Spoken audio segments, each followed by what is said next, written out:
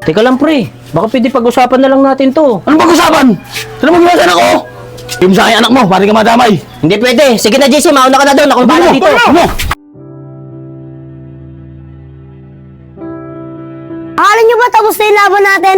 Hindi pa. Babawi ako sa inyo. Eh di bumawi ka kung kaya mo. Ah, ganun ah. JC, ito naman ang tikman mo Rico, Rico.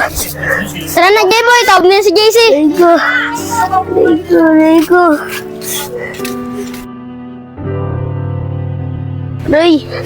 Rico. Tay, nandiyan pa ba yung gamot ko yung nakaraan? Ang sakit eh.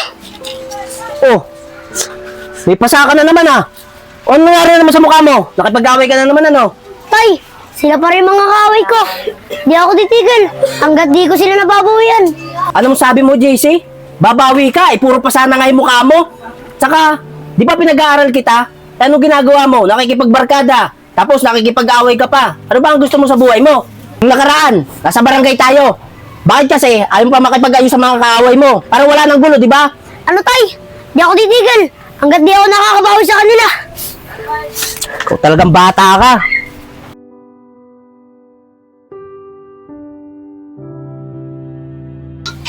Si JC, JC, anong meron sa mukha mo?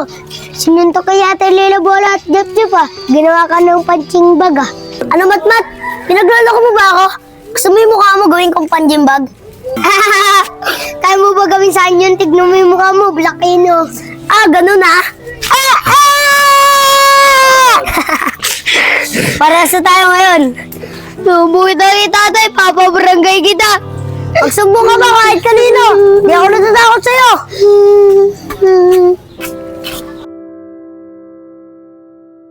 Randy, Okay pala, Mang Lando. Bakit po ba? Randy, pumunta sila Tel, saka si Ari sa barangay. Binireklamo yung anak mo. Kasi yung anak mo, binugbog si Matmat. Kaya ngayon, inahanap yung anak mo. Ah, ganun po ba, Mang Lando? Kaso Mang Lando, wala po yung anak ko dito eh. Ah, ganun ba, Randy? Kailangan natin makausap yung anak mo. Para kasi pinapahat ni Kapitan eh. Para makausap daw ni Kapitan. Ah, ganun ba? O sige, ganito na lang. Hanapin na lang natin yung anak ko. O, tara na, Randy. Tara na po.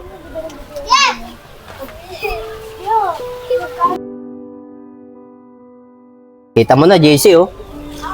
Aliit-liit ni Matmat, pinapatulan mo. Salamat ka at nakausap ko si paring Aris, saka si Maring Latel.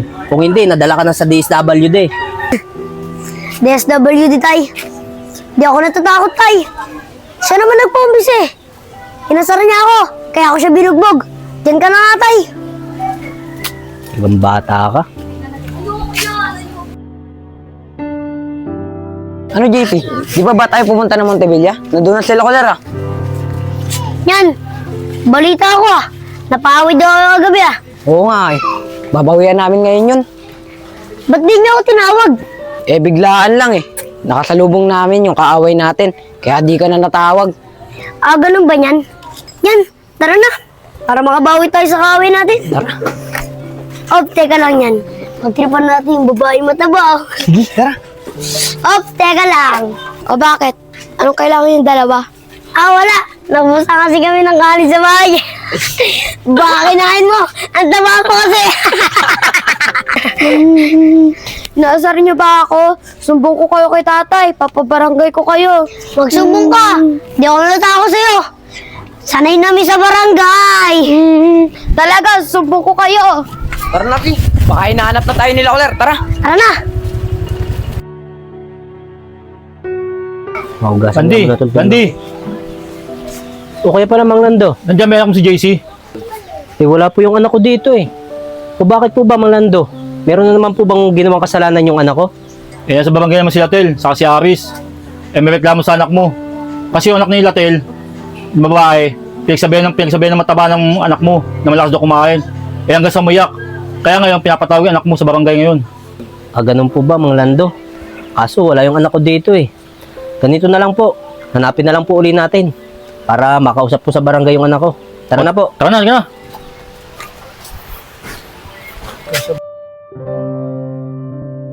Ikaw talagang bata ka. Wala ka na talagang pagbabago. kung hindi ko lang kumpare si paring Aris, siguro, tinuluyan ka na nun. Saka yung anak niyang babae, pinapatulan mo. Kung ano ng mga pinagsasabi mo. Sinasabi mo mataba siya. Toy, nakakatuwa po kasi. Ang taba-tabaan niya po. Ano? Natutuwa ka mga asar ng bata? Ay kung sa'yo gawin yon, matutuwa ka ba?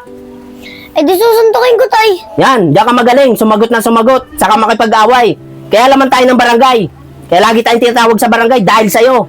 Toy, ikaw lang naman gustong pumunta dun eh. Ako, papabayaan ko lang yan. Sige na, tama na to. Sa nga pala, sabi nga pala ng teacher mo, pumunta dito. Baka gusto mo daw bumalik sa pag-aaral. Ano tayo, mag-aaral? Ayoko na mag-aaral. Paano pag nag-aaral ako? Papabayaan ko na yung mga barkada ko. Ano ka ba, anak? Hindi ko na alam kung anong nasa isip mo.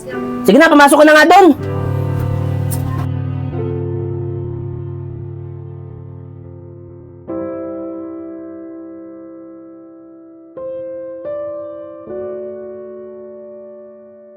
Sino bang gumawa sa'yo yan? Tay, nandun lang po yun. Doon lang po nakatira yun eh. Sige, turo mo sa akin, pag natin at kasama sa tatay niya, gugulpin natin. Bata ka, wala ka Tay, ng pagbabago. doon po na siya. Talaga ng ulo mo. Hindi mo sa akin batang yan. Sana mo anak ko, bilibog na anak mo. Teka lang pre, baka pwede pag-usapan na lang natin to. Anong pag-usapan? Sana mo ginawa sa anak ko?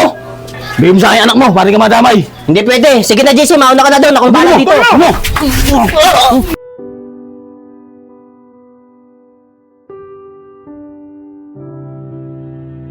Sakit.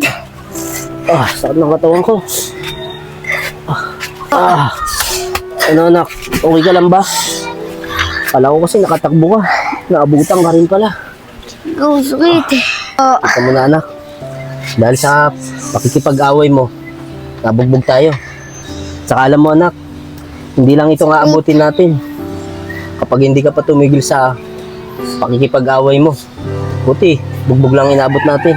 Oo nga po, Tay. Pati kayo nadamay. Tsaka po, Tay, sorry po kung naging matigas po yung ulo ko. Diyan mo na yan anak. Wala na tayong magagawa eh. Nangyari na. Saka anak, isa lang naman ang gusto ko eh. Magbago ka. Huwag ka na makipag-away. Makipagkaibigan ka na lang sa kanila. Oo nga po, Tay, tama po kayo. At tsaka po, Tay, sasabihin ko po sa mga kaibigan ko, huwag na po may pag-away. At tsaka po, may pagbati na po sa mga kaaway namin. At tsaka po, Tay, pangako ko po sa iyo na mag-aaral na po ako na mabuti. At hindi na po ako may pag-away. Tama yan anak. Huwag mo sabihin. Gawin mo. Kasi, para sa'yo din naman yung ginagawa mo eh. Opo, Tay, di ko lang po ipapangako. Gagawin ko rin po para po sa inyo. Maraming salamat anak. Higa nga dito.